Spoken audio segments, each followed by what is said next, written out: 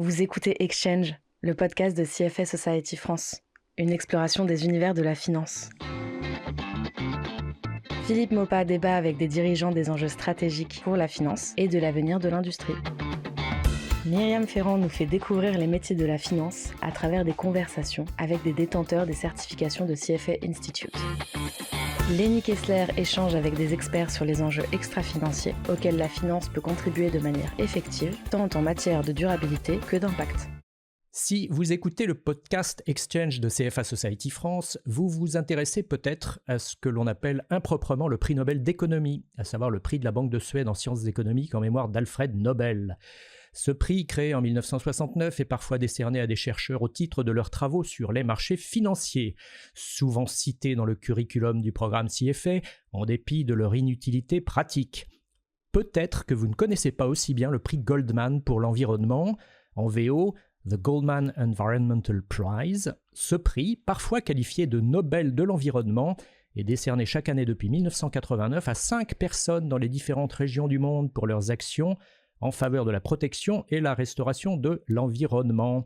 En 2020 et à seulement 35 ans, une Française, Lucie Pinson, a reçu ce prix Goldman pour l'environnement pour la zone Europe, pour avoir poussé des acteurs du secteur de la finance à s'engager à cesser de financer l'une des énergies fossiles les plus polluantes qui soit, le charbon. Son baptême du feu ? En 2013, alors que le climat est encore un non-sujet, elle s'attaque au projet Alpha Coal en Australie, une mine de charbon à l'impact environnemental désastreux, financée entre autres par la Société Générale, laquelle finira par se retirer du projet. En 2020, après avoir passé plusieurs années aux Amis de la Terre, Lucie Pinson crée l'organisation non gouvernementale de recherche et de campagne Reclaim Finance, dont elle est directrice générale. Reclaim Finance a pour objectif de mettre la finance au service du climat. À toutes fins utiles, je précise que Lucie Pinson n'est pas François Hollande. En 2020, elle déclarait en effet ceci au journal Le Monde « Mon ennemi n'est pas la finance, mais le changement climatique ».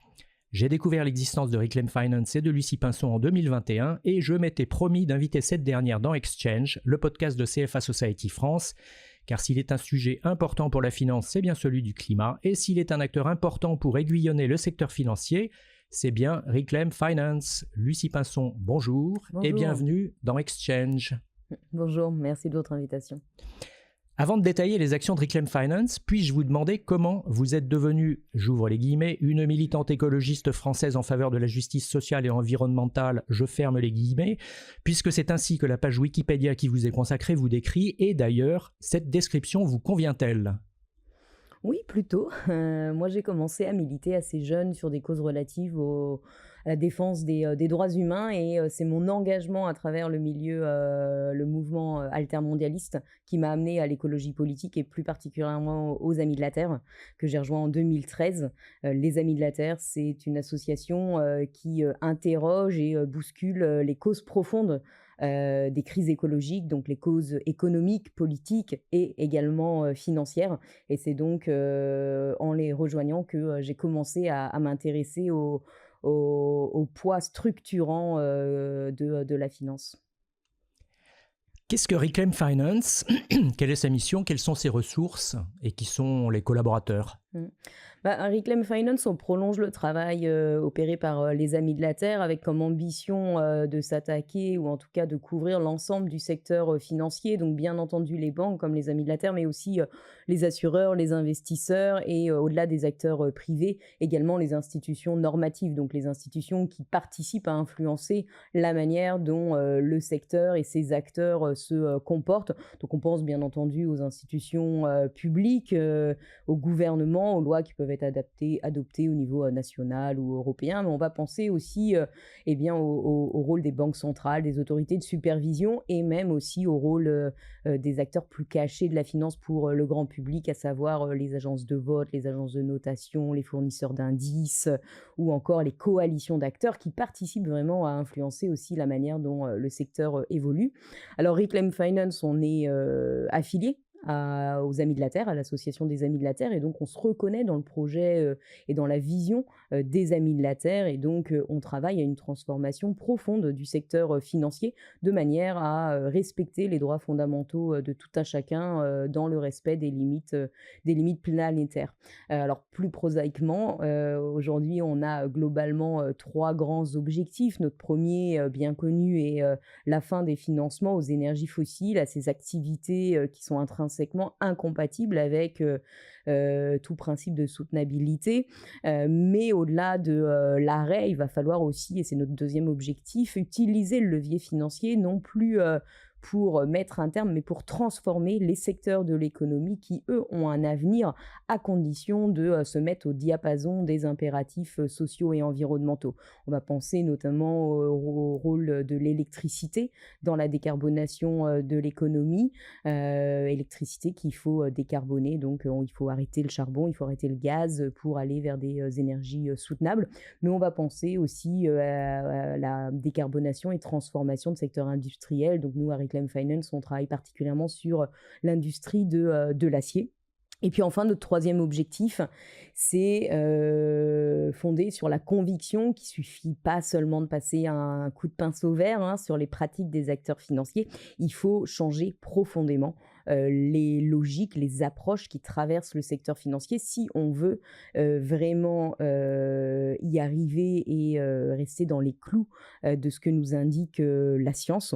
Et donc pour cela, on va interroger le rôle de nouveaux acteurs, les pousser à mettre le climat et la soutenabilité à leur agenda. On pense aux banques centrales, on pense aux autorités de supervision qui, pendant pas mal de temps, n'étaient orientées que sur les logiques financières, mais commencent à embrasser les logiques également extra-financières et la manière dont ils peuvent influencer et conduire des transformations au sein du secteur financier. On va penser aussi au rôle des épargnants ou des parties prenantes externes qui ont un rôle à jouer dans cette transformation. Et plus globalement, on va interroger les approches. Pour nous, il est essentiel de sortir des logiques fondées sur la matérialité simple. Il faut aborder tous ces enjeux en double matérialité, ce qu'on comprend aisément pour une organisation de protection des droits humains et de l'environnement. Notre inquiétude première est bien l'impact des acteurs financiers sur l'environnement et sur les populations. Une question prosaïque sur vos sources de financement. Vous dialoguez avec des organisations, les banques, les compagnies d'assurance, les gérants d'actifs notamment, qui se sont dotés d'associations professionnelles, donc de groupes de lobbying ayant des ressources financières considérables. Quelles sont les vôtres de ressources financières? Alors en effet, on essaye de faire tout ça avec une équipe d'une quarantaine de personnes. Et donc ça nécessite quand même un budget assez conséquent, d'autour de 4 millions. 4 millions qui proviennent principalement de la part de la philanthropie nationale ou internationale, quand bien même on a également une petite part grandissante et on l'espère florissante demain de dons qui nous viennent de particuliers, parfois également de personnes du secteur financier. Donc voilà à peu près nos financements. Après, il est clair que nous ne sommes pas à armes égales financièrement par rapport aux institutions qu'on essaye de bousculer et de transformer, ce qui nécessite du coup de bien penser les modalités de changement et la manière dont nous menons notre travail. Comment concrètement dialoguez-vous avec les institutions financières? Est-ce qu'elles sont toutes ouvertes à l'échange? Alors en effet, le dialogue avec les institutions financières est un des 3 piliers de notre mode opératoire, aux côtés de la recherche et de l'analyse et de la campagne publique, de l'interpellation publique des institutions que nous visons. Nous, à Reclaim Finance, nous sommes convaincus que l'information ne fait pas l'action et que si nous souhaitons transformer des institutions aussi lourdes que celles qui composent le secteur financier, il faut opérer une pression extérieure. Cependant, il faut viser juste et donc, bien entendu, faire campagne, interpeller publiquement ne peut se faire sans avoir pris le temps de mener des recherches et de l'analyse pour pour poser le bon diagnostic et pouvoir identifier les bonnes recommandations ambitieuses, bien entendu, puisque le défi est très significatif et c'est un euphémisme, mais également réaliste, donc adapté aux différents business models des acteurs que nous visons. Et bien, entre les deux, il va falloir bien entendu engager le dialogue avec les principaux intéressés. Cela a deux objectifs. Le premier, d'assurer une compréhension commune des problèmes et des solutions possibles. Encore une fois, compréhension ne veut pas dire qu'il y a une action ensuite ou un accord sur la mise en place de ces mesures-là, mais au moins il faut qu'on parle le même dialogue. Et puis l'autre objectif, c'est également d'embarquer les professionnels du secteur, parce que si nous pensons qu'il est essentiel d'avoir une pression extérieure, nous sommes aussi convaincus qu'il faut une mobilisation de la part des salariés de manière à embarquer tout un groupe extrêmement lourd comme BNP Paribas ou Crédit Agricole. Alors, concernant la réception qu'on a de la part des acteurs financiers, elle est globalement bonne, que ce soit de la part des équipes RSE ou également du COMEX. Et ça se comprend aisément, puisque il est dans leur intérêt de dialoguer avec les ONG comme Reclaim Finance, de manière à être avertis avant tout le monde des éventuels risques réputationnels qu'on peut leur causer. Ce serait assez incompréhensible de ne pas faire l'effort de bien connaître son adversaire politique et de savoir à quoi s'attendre. La deuxième raison, c'est que nous déployons quand même une expertise reconnue de qualité qui permet aussi de les faire avancer sur des sujets qui se sont imposés dans tous les cas à leur agenda et qui composent le mandat des personnes qui représentent le département RSE.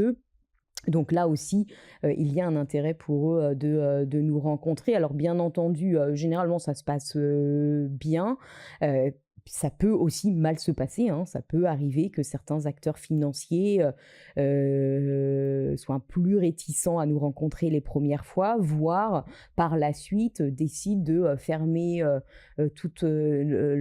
leurs portes ou couper des relations, notamment suite à la publication d'un rapport qui aurait beau été discuté avant pendant des mois et des mois, leur déplaît tout de même lorsqu'il est publié.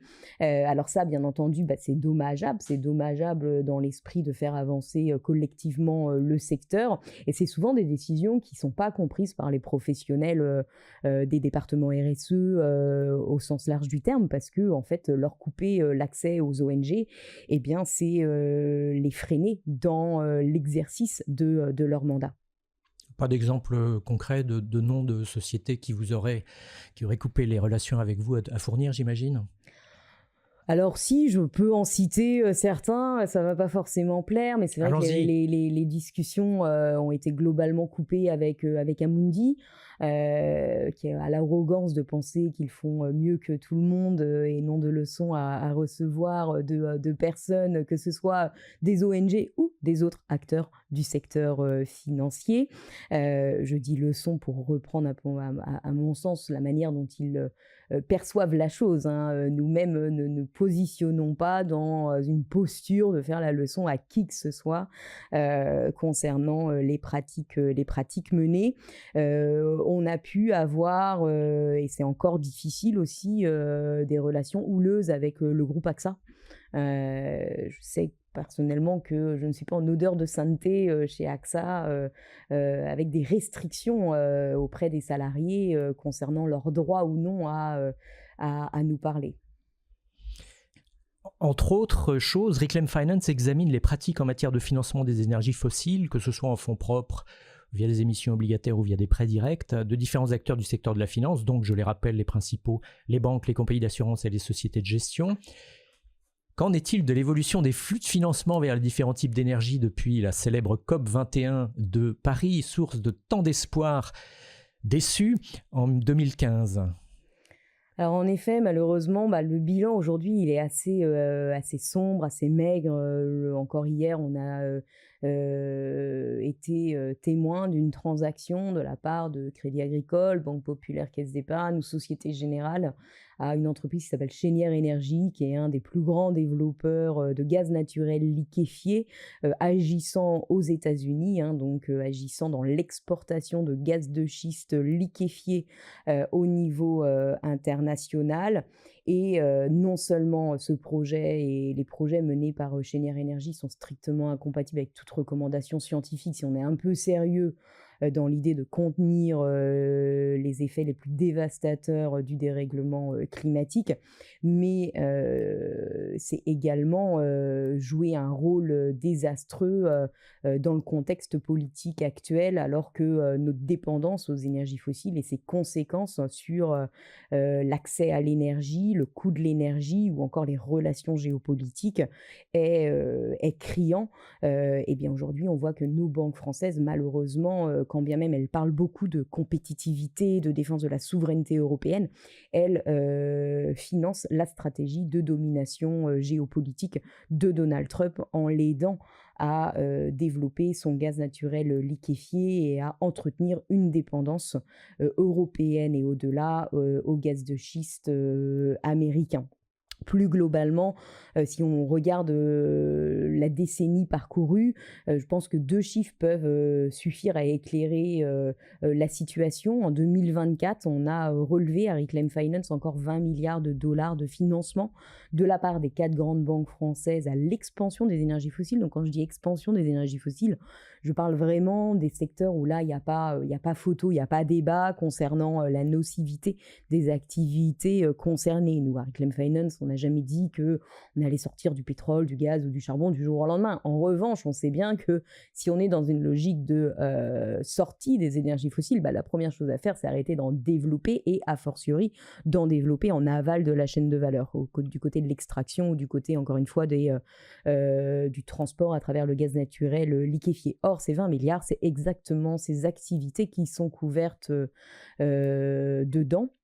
Et si on met en regard ce chiffre-là et les montants versés par les banques françaises à l'expansion des énergies fossiles entre 2021 et 2024, eh bien, on voit qu'elles ont versé 50%, en tout cas que leur financement aux énergies fossiles sont 50% supérieurs à leur financement aux énergies soutenables. Donc on voit bien malheureusement que le grand objectif de la COP21 qui a été martelé depuis la COP21 de Shift the Trillions, donc de rediriger les financements vers les secteurs des solutions, eh bien n'a pas été tenu dans le meilleur des mondes. On empile, mais on n'est pas sur une redirection des financements vers des activités soutenables. Et la situation, bien entendu, est plus ou moins noire selon les acteurs, notamment de la place financière de Paris. Certains acteurs continuent régulièrement d'être dans une logique de progrès, d'amélioration.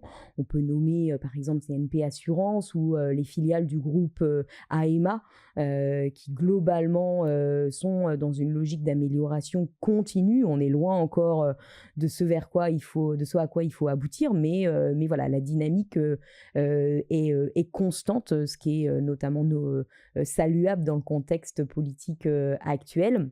À l'inverse, on a des acteurs qui sont sur une pente extrêmement inquiétante. On peut citer notamment Banque Populaire, Caisse d'Épargne, qui s'est imposée désormais comme la première banque française à financer Total Énergie, alors qu'un Crédit Agricole ou un BNP Paribas ont pris globalement leur distance avec les majors pétrolières et gazières. C'est pas du tout le cas de BPCE, c'est pas le cas non plus de Société Générale, mais pour BPCE, on est même sur une augmentation de 130% de ses financements à l'expansion de l'extraction pétrolière et gazière entre 2023 et 2024.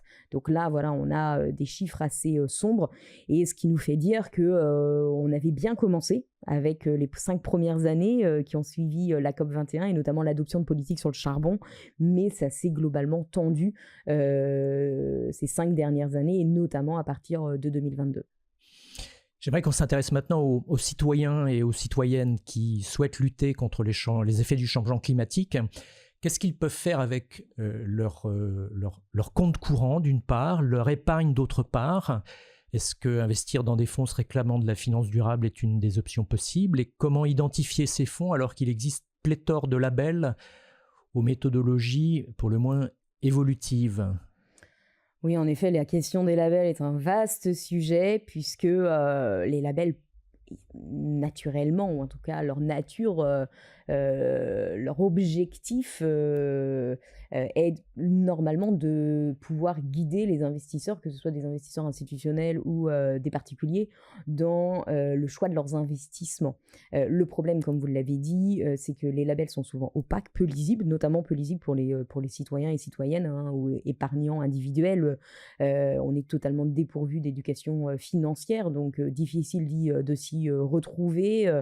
Les prospectus d'information, on va dire, sont pas aussi la meilleure lecture du soir ou du week-end à faire. Il faut s'armer de patience et prendre une loupe pour vraiment essayer de déchiffrer la réalité des investissements qui composent un portefeuille, quel que soit le nom et la petite étiquette alléchante qui peut être apposée. Ce qui m'amène au deuxième problème, c'est que c'est pas seulement opaque et peu lisible, il y a aussi beaucoup de greenwashing qui impacte tout simplement la crédibilité des labels et ne permet pas de convaincre les investisseurs dans la redirection de leur portefeuille.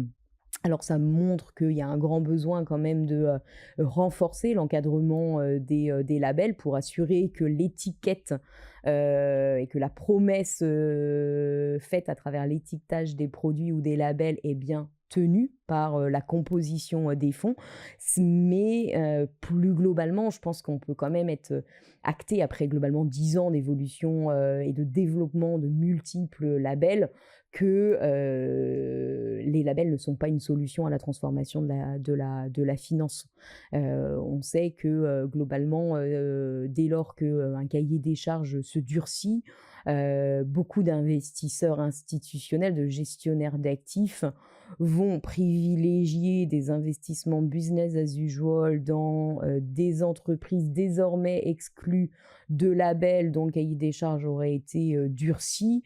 Au hasard, le label ISR. Au hasard, voilà, le label ISR. On a vu quand même un grand nombre de fonds délistés suite au renforcement du référentiel du label ISR et notamment au fait que le label ISR exige désormais un arrêt des investissements dans l'expansion de l'extraction pétrolière et gazière, qui est à noter est en deçà de ce qu'il faut faire, hein, en deçà des recommandations scientifiques, encore une fois, mais même cette évidence-là qui aurait dû s'imposer il y a déjà 5 ans, suffit à pousser certains acteurs financiers à renoncer à la petite étiquette verte pour pouvoir maintenir le business as usual. Et donc plus globalement, je pense qu'il faut être assez lucide sur le rôle aussi qu'ont pu jouer les labels dans le défaussement des véritables responsables de la situation actuelle, à savoir les gouvernements et les acteurs financiers. Les labels, c'est quand même un moyen pour ces deux acteurs de se défausser et de renvoyer la responsabilité à agir sur les investisseurs individuels. Pour les gestionnaires d'actifs, la demande alors n'est plus de respecter des limites planétaires dans la construction de leur portefeuille, mais juste de mettre à disposition un nombre suffisant de produits qui les respecteraient, le choix étant ensuite renvoyé à l'investisseur individuel et avec un gestionnaire d'actifs qui va vraiment déplorer le manque de compréhension et d'appétence pour les bons produits par ses clients. Et de la part du régulateur, ça veut quand même dire que aussi le régulateur, au lieu d'imposer des lois strictes fondées sur la science, eh bien son rôle n'est que limité à l'encadrement des pratiques des acteurs financiers. C'est vraiment la démission du politique et une position totalement anachronique lorsqu'on connaît les conséquences désastreuses également pour l'économie du dérèglement climatique.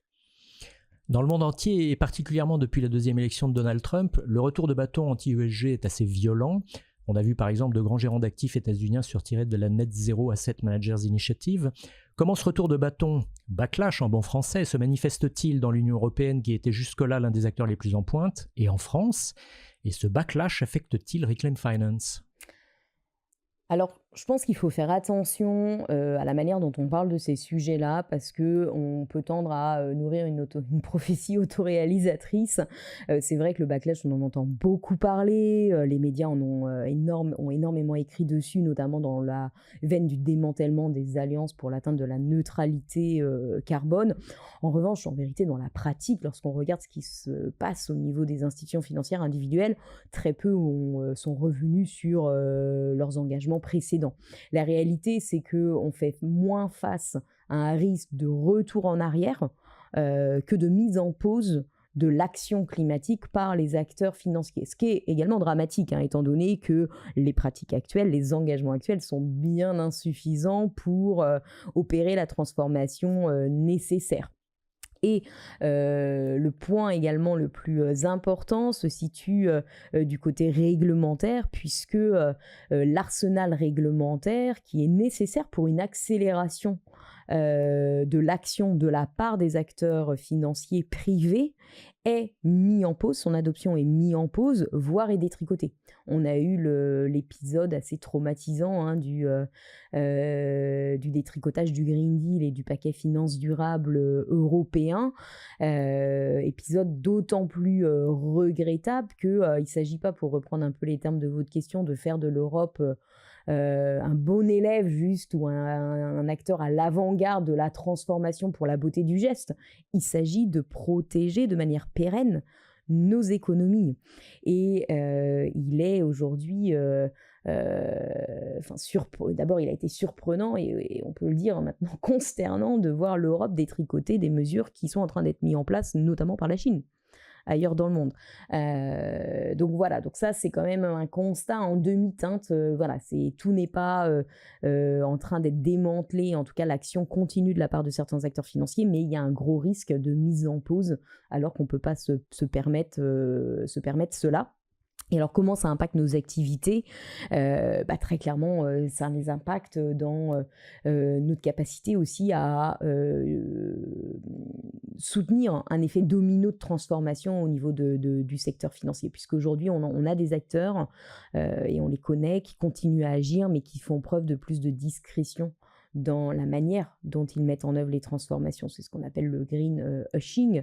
Eh bien, ce green washing a un impact quand même, puisque tous les professionnels du secteur le savent, ils vont à des conférences, ils donnent des interviews, ils le font de manière à également inciter les autres, leurs pairs, dans une dynamique d'action positive. Et ben, le greenwashing, malheureusement, va à l'encontre de cette dynamique positive d'action et d'influence entre pairs qui peut se créer. La plupart des grands acteurs français du secteur des services financiers ont pris l'engagement, si je ne m'abuse, corrigez-moi si j'ai tort, de cesser tout financement aux énergies fossiles d'ici à 2030, c'est bien cela ? Les acteurs financiers français ? Je me trompe. Oui, bon, clairement, ils n'ont pas... 2040, 2050 ou aucun engagement ? Alors, il y a des engagements concernant le charbon. Ça, il y a eu des politiques qui visaient à arrêter l'expansion, mais également à soutenir la sortie du secteur d'ici 2030 ou 2040. C'était le seul charbon. Voilà, d'accord. C'était sur le charbon. Et globalement, aujourd'hui, c'est fait, mais avec quand même beaucoup d'exceptions, hein. On voit encore des transactions passer, notamment de BNP Paribas, qui est plutôt aujourd'hui un des meilleurs élèves, pas suffisant, mais un des meilleurs élèves sur le pétrole et le gaz. Eh bien, BNP Paribas est loin d'avoir fini le travail sur le charbon, hein, comme d'autres, mais c'est particulièrement notable pour cette banque-là, puisqu'on a des transactions qui vont à des entreprises ou à des actifs encore charbonniers, ou des entreprises qui développent des nouveaux actifs, notamment pour des captives, des actifs charbon pour l'usage unique de projets industriels.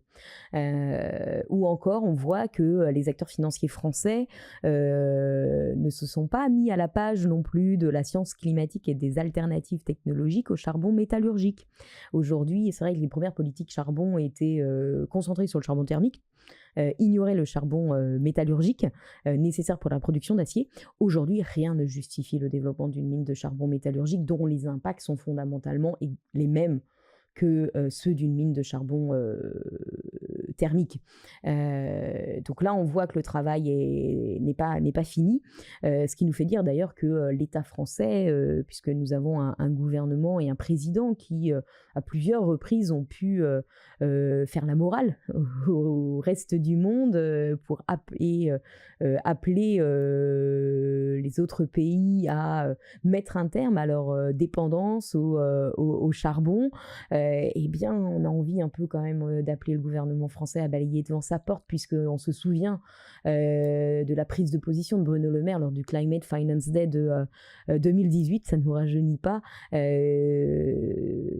travers laquelle Bruno Le Maire disait aux acteurs financiers que s'ils n'arrêtaient pas leur soutien au charbon et à son expansion, eh bien, le gouvernement légiférerait. 7 ans après, ou même maintenant bientôt 8 ans après, on n'y est toujours pas. Donc il serait intéressant pour la France d'adopter une telle réglementation de manière ensuite à pouvoir en effet entraîner dans sa veine d'autres pays à limiter. Maintenant, sur le pétrole et le gaz, on a des acteurs individuels qui ont pu prendre des engagements à sortir de certains sous-secteurs du secteur pétrolier et gazier, notamment à l'échéance 2030, ou encore on a une banque postale qui, je pense, je le dis de mémoire, a une politique qui couvre l'ensemble de la chaîne de valeur du pétrole et du gaz pour l'ensemble de ses portefeuilles bancaires. Cependant, ça reste vraiment une minorité. Si je vous donne une baguette magique pour introduire un nouveau sujet dans le curriculum de la certification CFA, quel serait-il, ce sujet ? Alors, sans hésiter, les relations avec les ONG. Parce que pour l'instant, comme je vous l'ai dit, il n'y a pas d'animosité large entre enfin en tout cas avérée et vraiment diffuse au sein du secteur financier à parler aux ONG, mais ça reste quand même l'activité un peu de côté et il faut faire encore beaucoup de travail, notamment de pédagogie et de construction d'une relation pour faire en sorte que ces relations-là soient véritablement fructueuses et donc démystifier un peu le travail des ONG et le rôle serait, je pense, important pour faire gagner collectivement le secteur dans sa prise en compte des enjeux actuels et aussi des risques qui pèsent sur leurs activités. Comment les auditeurs et les auditrices d'Exchange peuvent suivre l'actualité et la recherche de Reclaim Finance ? On vous trouve où ? Globalement sur les réseaux sociaux et puis sur notre site internet, on diffuse régulièrement des articles et on publie beaucoup, peut-être un peu trop, de rapports sur l'état des lieux du secteur. Alors ce n'est jamais trop, et si je peux me permettre une appréciation personnelle, les rapports sont d'une qualité remarquable. Vous avez dit que vous receviez des dons. On peut faire des dons à Reclaim Finance ? Avec grand plaisir. Vous pouvez faire des dons. Ils sont défiscalisés, donc il ne faut pas s'en priver, tout à fait. Il y a une question de clôture rituelle dans ce podcast Exchange. On demande à nos invités une recommandation de livres, de films, de séries, de pièces de théâtre, d'expositions, de podcasts, de voyages, que sais-je, parmi vos expériences récentes. Quelle est la vôtre ? Alors sur un tout autre sujet, quoique on pourrait toujours trouver des liens, moi j'aime beaucoup Éric Vuillard, l'auteur, et donc je viens de finir une sortie honorable que j'avais pas encore lue sur la fin de la guerre en Indochine et qui expose très finement les liens entre la défense et la poursuite d'intérêts économiques et d'intérêts privés avec le système de domination coloniale. Lucie Pinson, je suis ravi d'avoir pu vous recevoir dans le podcast Exchange de CFA Society France et je vous remercie de nous avoir éclairé sur les actions menées par Reclaim Finance pour mettre la finance au service de la planète. J'espère que cet épisode aura servi à éclairer les membres de CFA Society France et les autres sur ce travail indispensable que fait votre ONG. Et par ailleurs, si vous vous intéressez à la finance durable et voulez approfondir vos connaissances, je vous recommande vivement le Sustainable Investing Certificate de CFA Institute. Et si vous avez aimé cet épisode d'Exchange, n'hésitez pas à le faire savoir en le partageant et en le likant. Merci Lucie. Merci à vous. Vous pouvez écouter le podcast Exchange sur les plateformes d'écoute habituelles et vous y abonner. Si vous avez aimé cet épisode, n'hésitez pas à le liker. Ce podcast est fourni à titre d'information et rien de ce qui y est dit n'est assimilable à une recommandation d'investissement. Les invités et les hôtes du podcast Exchange s'expriment à titre personnel.